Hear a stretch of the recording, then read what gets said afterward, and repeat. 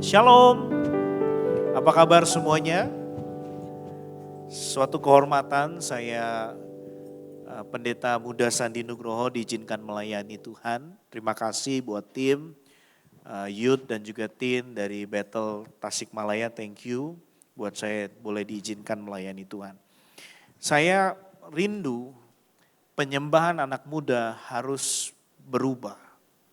Kita mesti kembali kepada gereja mula-mula yang menyembah itu dengan rasa sungguh-sungguh rindu mengalami Tuhan. Waktu penyembahanmu kamu rubah untuk mengalami Tuhan, maka penyembahanmu bukan lagi penyembahan yang hanya sekedar di lidahmu, di mulutmu, tetapi penyembahan itu menghadirkan Tuhan dalam hidupmu. Tentu zaman sekarang masalah bukan hanya terjadi terhadap orang tua, tetapi masalah juga terjadi bagi anak-anak muda. Ada banyak anak muda sedang krisis identitas. Sehingga seringkali berkata, kalau saya 20 tahun yang lalu tuh gak ada kata-kata introvert. Ya gak ada. Kalau saya, orang tua saya suruh saya bergaul lalu saya gak mau. Enggak, saya merasa terganggu di tengah-tengah orang. Wah, papa saya orang Ambon jadi rotan itu udah pasti kena di kaki saya atau di tangan saya. Gak ada alasan. Gak ada alasan, kamu harus bersosial dan kamu harus memiliki sebuah komunitas. Tahu gak, cara-cara dunia sedang dipakai oleh iblis untuk merusak jati dirimu di dalam Tuhan.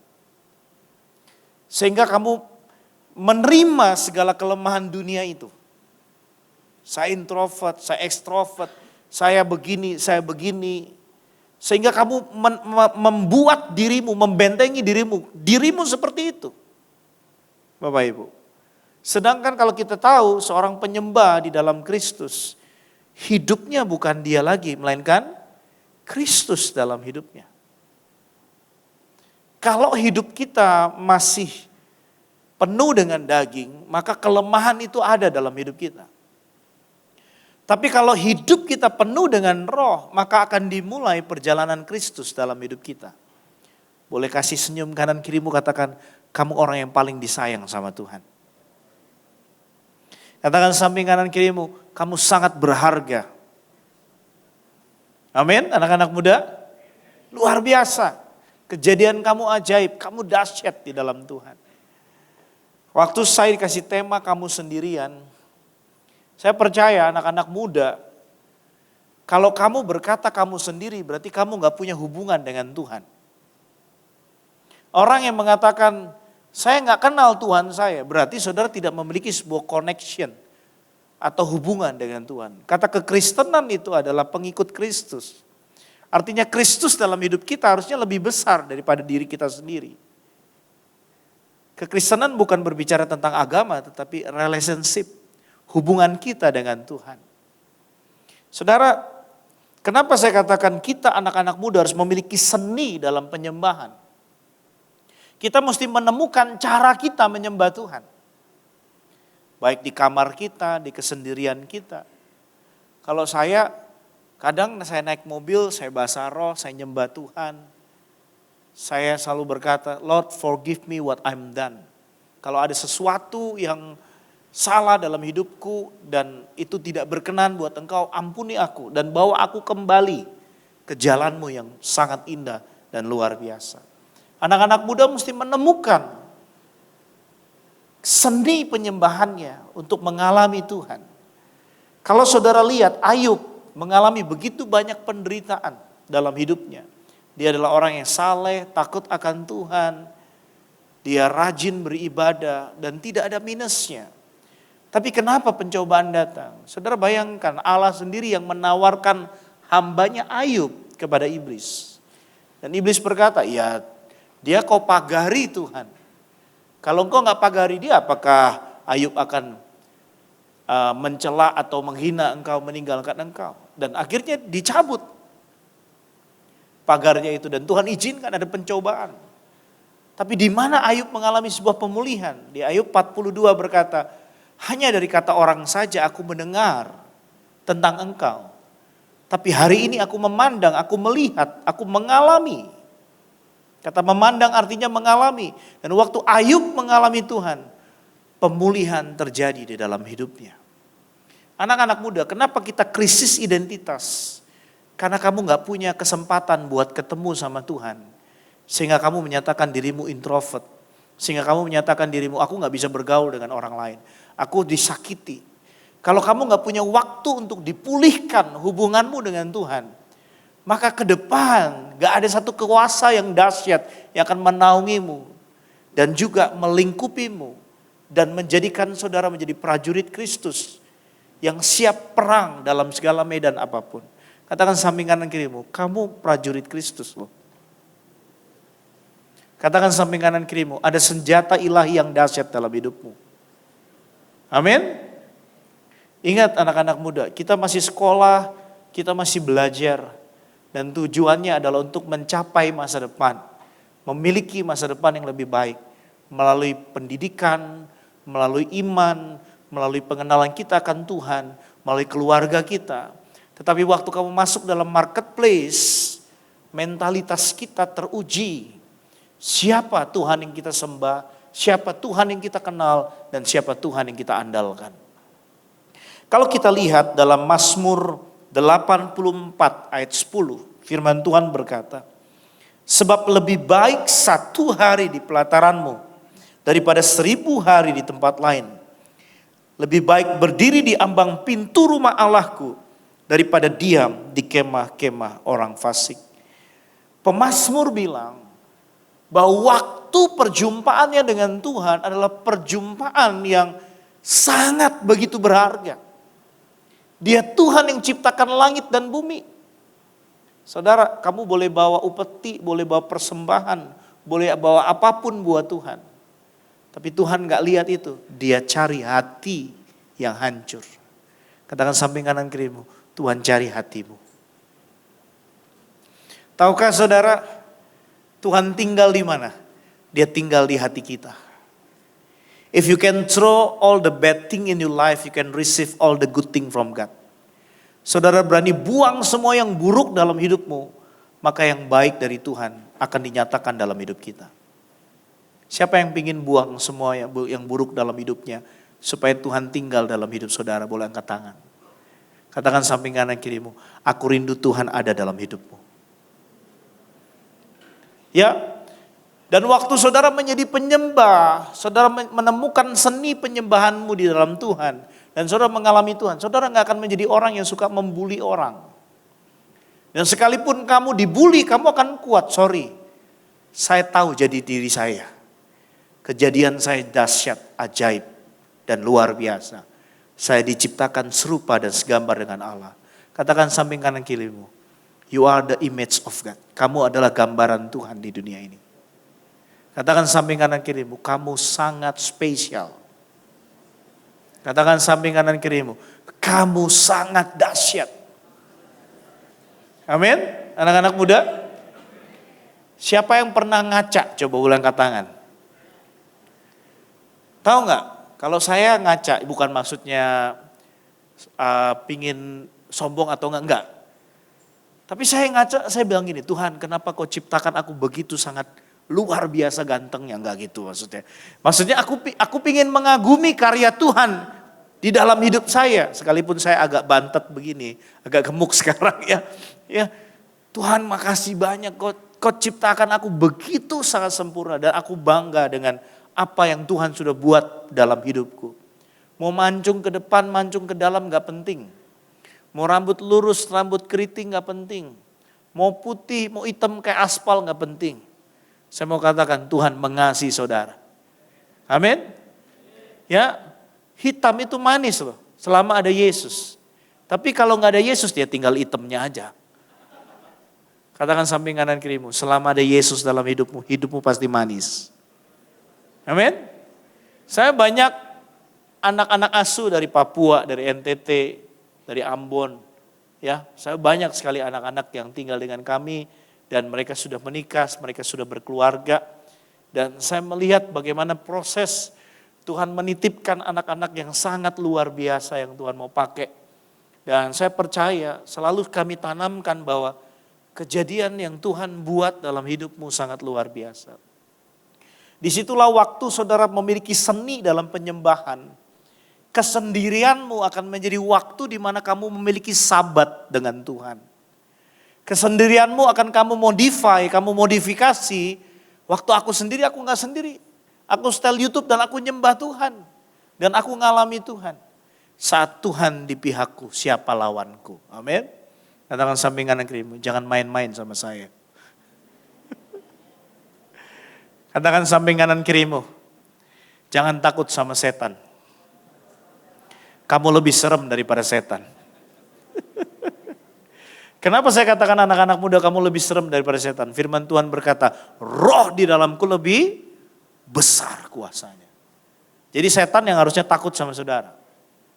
Saudara, saya tinggal di daerah Jawa Barat, Kabupaten Bogor, namanya Parung Panjang. Ada satu tanah dijual murah di sana, sampingnya kuburan. Karena itu kuburan gak ada yang beli, tempat paling angker katanya. Setiap orang lewat di sana selalu klakson. Karena paling murah pendeta beli. Tapi kami tinggal di sana gak ada masalah apa-apa. Istri saya punya hobi, berkebun itu jam 11 malam. Dan dia selalu cari tanah itu di bawah pohon bambu. Setahun dia di situ, dia berkebun. Dan waktu pohon bambu itu kita mau bongkar, kita mau bangun buat tempat ibadah. Tiba-tiba waktu kita bongkar, kuburan semua di situ. Nah, saya tanya istri saya, kamu gak pernah diganggu? Wah, ngapain saya takut sama setan? Saya lebih perkasa daripada setan. Saya mau katakan satu hal luar biasa. Kenapa kita lebih serupa dan segambar dengan Allah. Dan setan mesti takut sama kita. Karena ada kuasa Tuhan yang besar dalam hidup saudara. Amin. Kalau setan saja takut sama kamu. Artinya dalam dunia marketplace, dalam dunia nanti persaingan bisnis global. Saya berdoa setiap apa yang kamu kerjakan. Tuhan buat beruntung dan berhasil. Makin naik bukan turun, menjadi kamu memiliki masa depan yang indah dan masa depan kamu akan menjadi orang-orang yang hebat. Katakan samping kanan kirimu, kamu akan menjadi orang hebat. Katakan samping kanan kirimu, jangan lupa traktir saya Milo. Ya, saudara, pemazmur menyadari sesuatu yang berharga dalam hidupnya. Dan dia menemukan seni penyembahan dalam hidupnya. Dan dia mengatakan bahwa satu hari bersama Tuhan itu sangat berharga. Satu hari di pelataranmu begitu berharga daripada 1000 hari di tempat lain. Kamu boleh ke mall berapa hari, berapa kali, berapa waktu kamu nonton. Tapi kalau kamu gak punya perjumpaan dengan Tuhan, maka hidupmu kosong. Waktu kamu disakiti, kamu akan terlarut dalam kesakitan kamu. Kenapa? Karena kamu kosong, kamu gak punya kekuatan Tuhan dalam hidupmu. Tapi kalau kamu ngalami Tuhan, siapapun yang sakiti kamu, hati kamu tetap teguh sebab kamu aman. Yesus gak pernah sakiti saya. Kasih tepuk tangan yang meriah buat Tuhan. Kasih senyum kanan kirimu, katakan, Tuhan gak pernah sakiti kamu. Amin. Yesus sahabat kita. Yesus segalanya buat setiap kita. Saya mau katakan satu hal yang luar biasa. Tuhan yang saya sembah, dia kenal baik hidup kita. Dan dia tahu masa depan kita. Gak usah khawatir kalau belum punya pacar. Gak usah khawatir, gak usah cari. Tuhan kasih yang terbaik. Tapi kalau sudah umur 40 ya mesti mulai cari.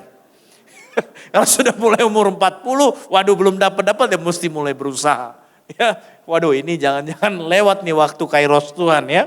Saudara perhatikan baik-baik untuk menyadari apa itu worship. Next. Ya, saya percaya worship berbicara tentang proskuneo atau menyembah.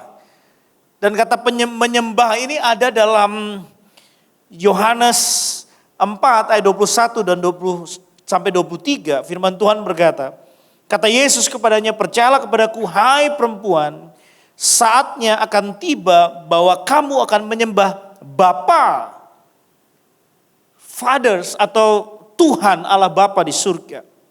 Bukan di gunung ini, Dan juga bukan di Yerusalem, tempat di mana mereka mempersembahkan sesuatu, korban bakaran atau apapun itu. Bukan. Ya. Ayat 22, kamu akan menyembah apa yang tidak kamu kenal. Kami menyembah apa yang kami kenal, sebab keselamatan datang dari bangsa Yahudi. Ayat 23, tetapi saatnya akan datang dan sudah tiba sekarang, bahwa penyembah-penyembah benar akan menyembah Bapa dalam roh dan kebenaran. Sebab Bapa mengendaki penyembah-penyembah demikian. Kata mengendaki, dia mencari. Saudara, tahu nggak?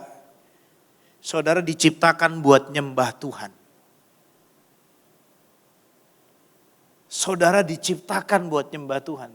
Harusnya kamu amazed dengan dirimu. Waktu kamu ngaca, aku diciptakan buat nyembah Engkau Tuhan. Betapa kehormatan yang luar biasa. Aku diciptakan buat nyembah Tuhan. Katakan samping kanan kirimu, kamu diciptakan buat nyembah Tuhan. Katakan samping kanan kirimu, mulutmu itu diciptakan buat nyembah Tuhan.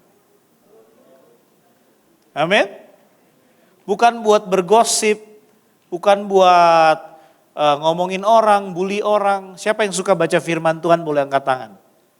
Yang tidak angkat tangan kasih senyum kanan kiri, katakan bertobatlah, kerajaan Allah sudah dekat. Firman Tuhan bilang iman timbul dari pendengaran akan firman Kristus. Jadi kalau nggak baca firman Tuhan atau firman Kristus, otomatis nggak punya iman. Kalau nggak punya iman, nggak punya pengharapan, nggak punya kekuatan. Makanya gampang sakit hati, gampang tersinggung, suka marah-marah, gampang baperan, suka kepo.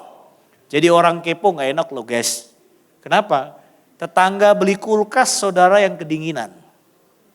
Tetangga beli kompor, saudara yang kepanasan. Katakan samping kanan kirimu, jangan fokus kepada kemajuan orang lain. Katakan samping kanan kirimu, fokus dengan hubunganmu dengan Tuhan. Amin. Boleh pegang perutnya sama-sama? Yuk, jangan hanya tambahkan lemak bilang. Mari tambahkan iman dan pengharapan di dalam Tuhan. Amin. Ingat apa yang kita makan itu menjadi obat. Jadi kalau kita makan sehat, saya mohon kepada Bethel, selama di Tasik jangan bawa kami ke pencobaan yang makan babi-babi. Ya, kebanyakan makan babi nanti saya kebabian.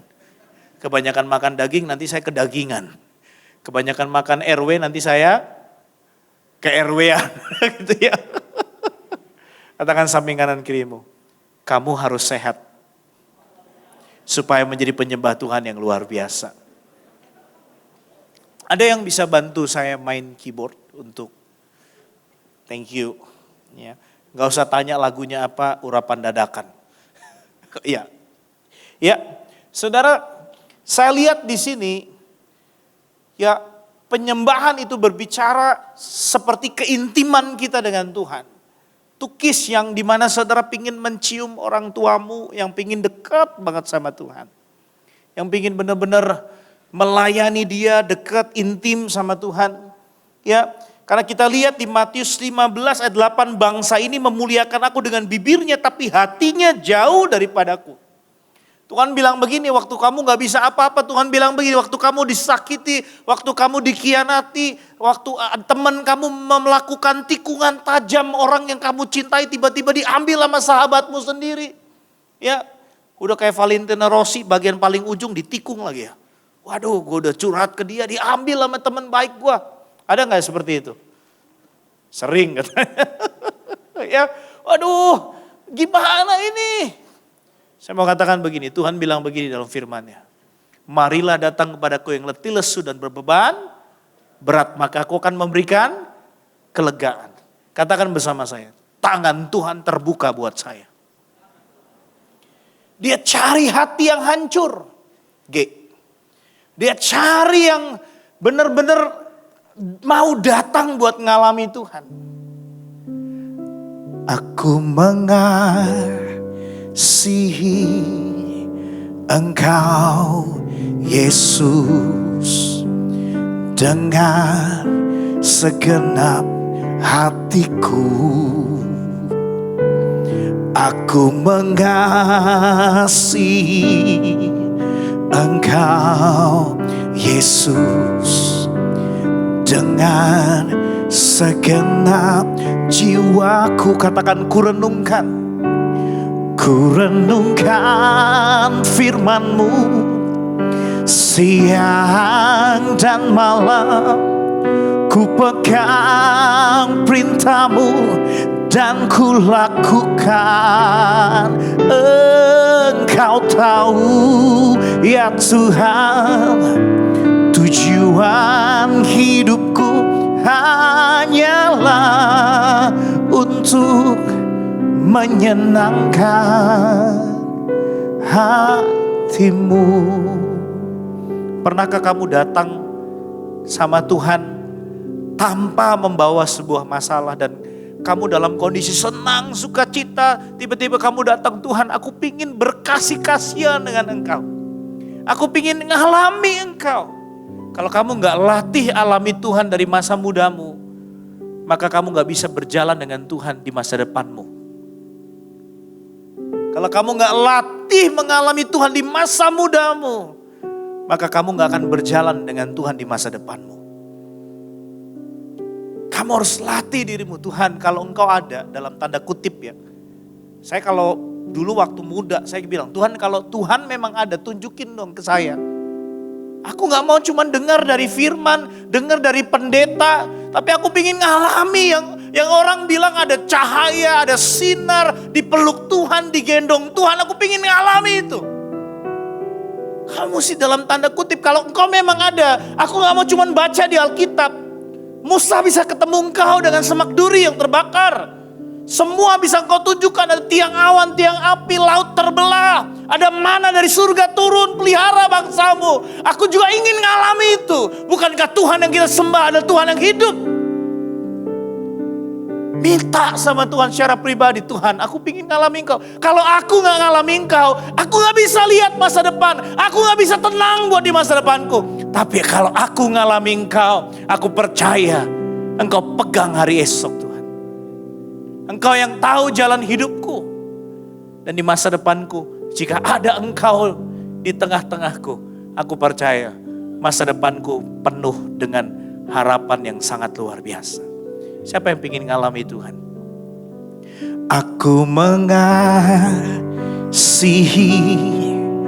Engkau Yesus dengan segenap hatiku. Katakan, aku mengasihi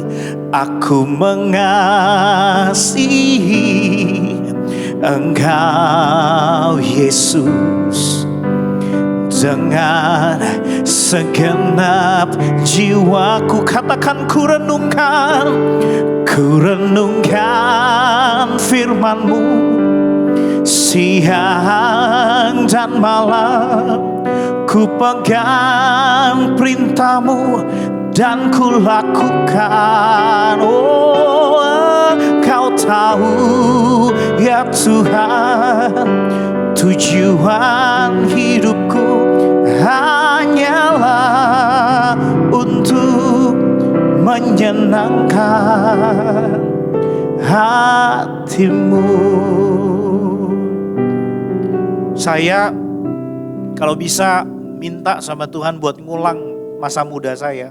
Saya pingin berada di masa mudamu yang beribadah, ngalami Tuhan, mencari Tuhan.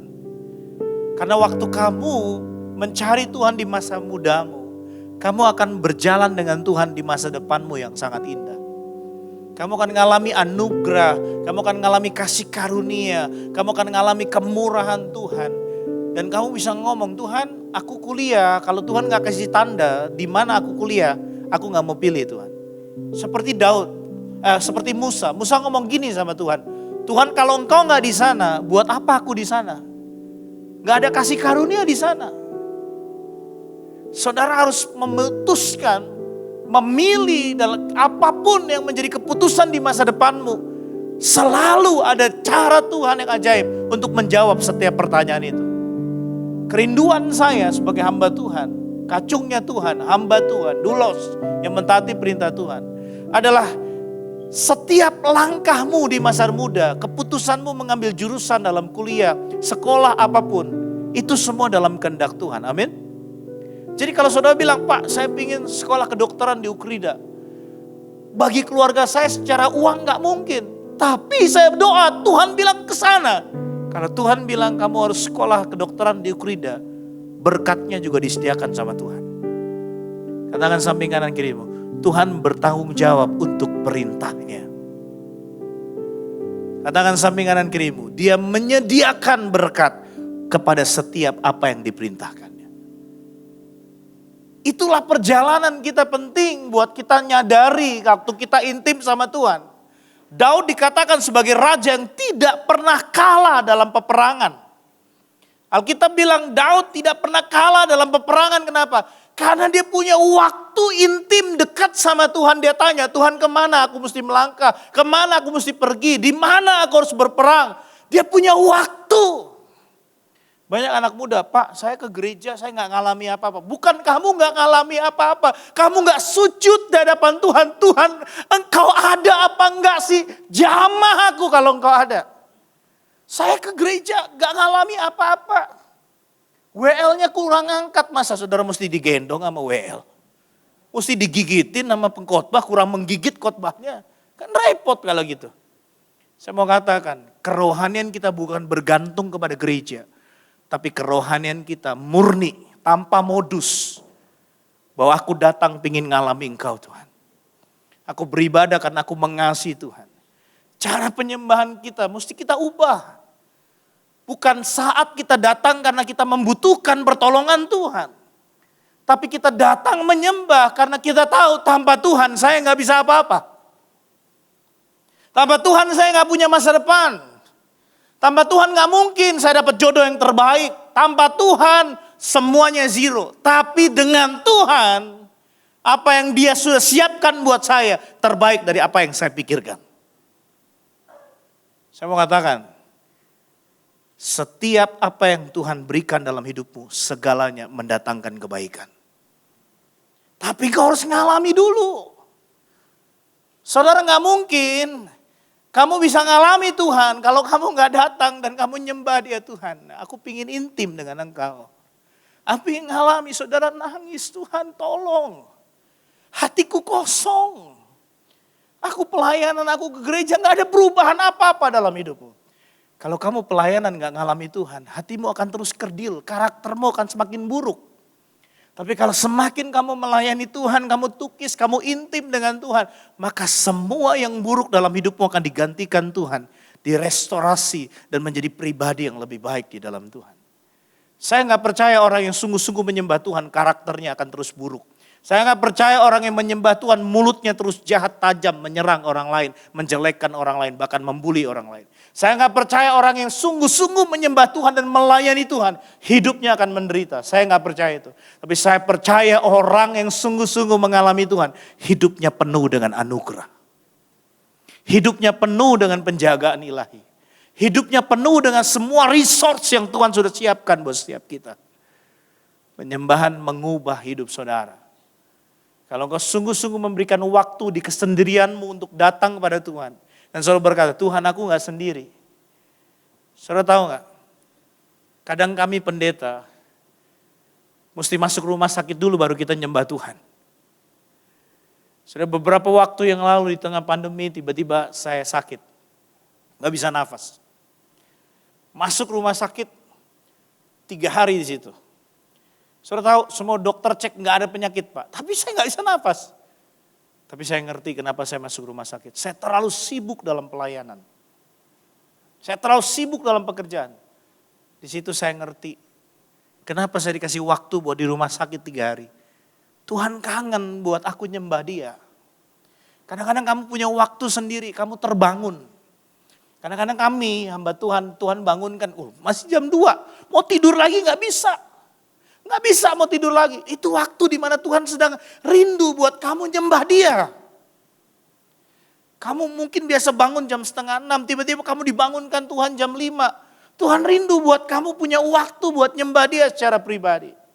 Orang bilang kamu masih muda, gak masalah saya muda. Tapi dari masa muda saya ngalami Tuhan itu penting buat masa muda saya. Amin. Itu penting buat kita. Jadi kalau saudara bilang, saudara sendiri, bro bosen nih jemput gue dong, ayo main biliar. Bosen nih, kita pergi ke mall deh bro. Ke Bandung kemana, bosen nih. Coba di masa boringmu, bosenmu, kamu kasih waktu buat nyembah Tuhan secara pribadi. Boleh G. Kamu punya waktu buat nyembah dia. Waktu Tuhan pasti yang terbaik. Walau kadang tak mudah dimengerti, lewati cobaan, ku tetap percaya waktu Tuhan pasti yang terbaik. Guys, saya mau tanya, waktu saudara nyembah seperti ini, saudara temukan jawaban dalam hidupmu atau kamu dalam keadaan buntu? Saya mau tanya, kamu nyembah seperti ini? Buntu. Coba dalam rasa boring itu, kamu isi hidupmu buat nyembah Tuhan. Bila kau izinkan sesuatu terjadi, ku percaya semua untuk kebaikanku. Bila nanti telah tiba waktumu, ku percaya kuasamu memulihkan hidupku. Mari anak-anak muda sembah dia, katakan. Waktu Tuhan pasti yang terbaik. Walau kadang tak mudah dimengerti, lewati cobaan, ku tetap percaya waktu Tuhan pasti yang terbaik. Saudara tahu gak pendeta nyanyi ini waktu apa? Waktu anak-anak asuh saya mesti bayar sekolah. Waktu istri saya ditagih buat S2-nya. Tuhan, kita mau telepon pengusaha sekali dua kali nolong. Ketiga, gak akan diangkat teleponmu. Wah ini pendeta mau minta sumbangan lagi nih. Wah ini udah diblok aja lah pendeta begini. Saudara, siapa yang mesti kita telepon? Gak ada yang lain. Tuhan pupuskan semua jalan supaya kita kembali cuma datang kepada Dia. Kalau dari masa muda kamu tahu cara telepon Tuhan, kamu punya seni penyembahan yang cuma nolong saya, yang bisa nolong saya cuma Yesus. Gak ada yang lain. Yang bisa bersahabat dengan saya cuma Yesus. Yang bisa jamin kehidupan saya cuma Yesus. Maka saya akan melihat masa depanmu akan penuh dengan keajaiban dan pengalaman dengan Tuhan. Kamu akan neteskan air mata dan kamu akan bilang, Tuhan, hari ini aku ada. Bukan karena kekuatanku, semua karena Engkau. Semua karena Engkau.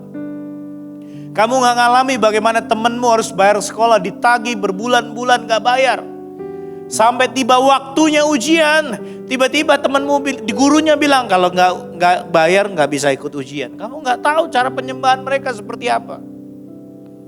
Saya mau katakan begini, di mana penyembahan kita diterima, waktu kita nangis air mata hati kita hancur. Tuhan aku gak punya apa-apa lagi.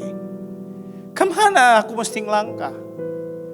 Saudara, perjalanan kita penuh dengan proses. Gak ada yang Tuhan gak pernah mencintai sebuah instan percepatan. Tuhan gak pernah mencintai itu. Saya mau tanya, mie instan enak gak anak-anak muda? Sehat gak buat badanmu? Katakan samping kanan kirimu, sesuatu yang cepat itu gak sehat buat rohanimu. Dia mencintai sebuah proses. Makanya temukan Tuhan dari masa mudamu. Supaya kamu gak sendirian lagi. Katakan samping kanan kirimu, kalau gak ada Tuhan gak bakal rame hidupmu.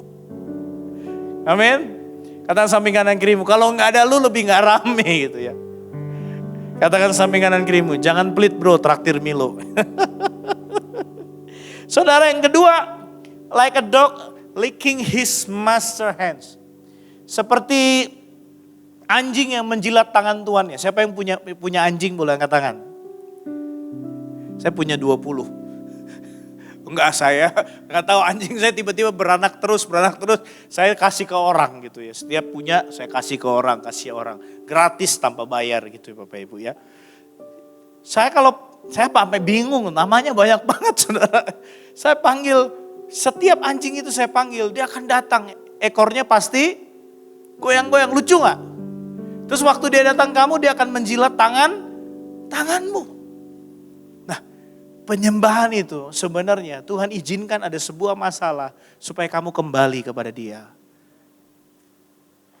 Percaya sama saya. Dan masalah itu, pencobaan Tuhan kasih rahasianya. Pencobaan-pencobaan yang datang kepadamu tidak melebihi kekuatanmu.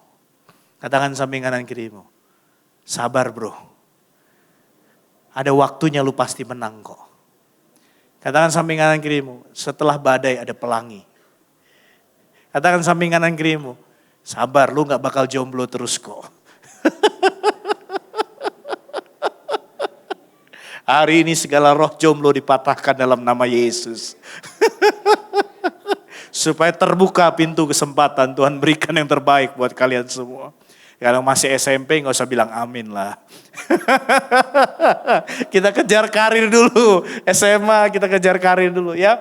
Panggilan Tuhan. Pernah gak sih saudara berkata, siapa yang pernah ngalami gini? Keadaanmu baik, saudara gak punya masalah, tapi saudara pengen pegang keyboard gitar buat nyembah Tuhan. Ada yang seperti itu?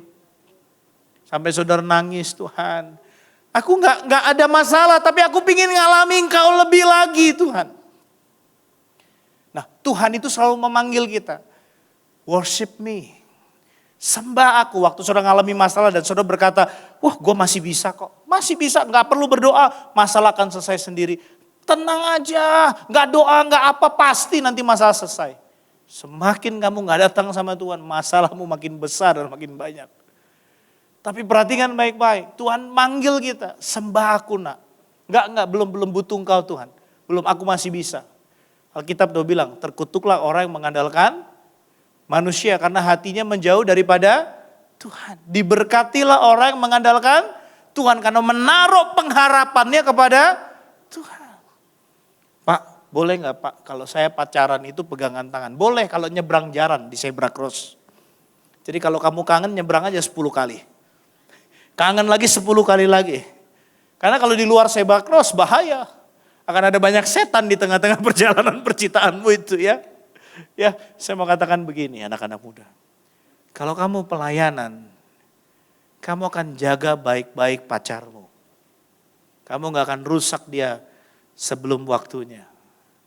Justru waktu kamu melayani Tuhan, kamu sungguh-sungguh ikut Tuhan, kamu gak akan rusak tubuhmu buat merokok apalagi minum minuman keras. Katakan samping kanan kirimu, keren gak bikin kamu mati masuk surga. Ya, katakan samping kanan kirimu, Yesus yang bikin kamu mati masuk surga. Ada yang bilang Kristen progresif, Kristen ini, Kristen itu. Saya mau bilang beginilah. Semua pernyataan yang merendahkan Yesus itu dimulainya sebuah perjalanan antikris.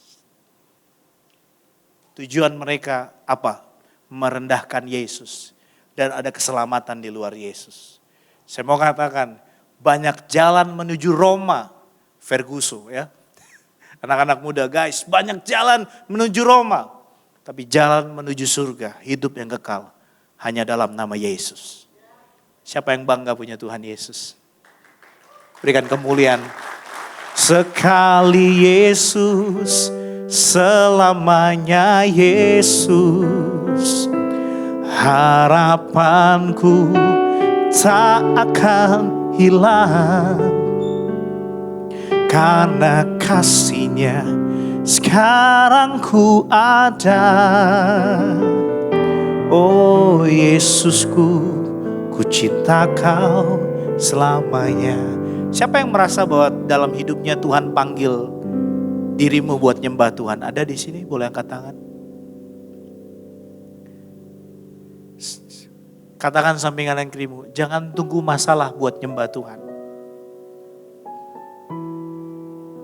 Saya bukan bangun pagi nyembah Tuhan supaya saya gak punya masalah. Tetap waktu saya nyembah Tuhan tetap punya masalah. Tetap punya. Tapi di tengah masalah itu Tuhan kasih kekuatan. Aku bersamamu nak. Aku di sampingmu. Sekalipun kau jalan dalam lembah kekelaman, aku bisa bawa kamu keluar. Apa yang kita imani, apa yang kita percaya akan terjadi dalam hidup kita. Kalau kita baca firman bahwa Tuhan akan meluruskan jalan kita, maka di sana Tuhan akan bekerja dalam hidup kita. Belajar dari masa mudamu, ngalami Tuhan, ngalami mujizat. Dan saudara dari masa muda udah terbiasa dengan mujizat. Orang tua bilang gini, nah jangan sekolah yang mahal-mahal, jangan kuliah yang mahal-mahal. Tapi kamu bilang, ma kita punya Tuhan, gak usah khawatir.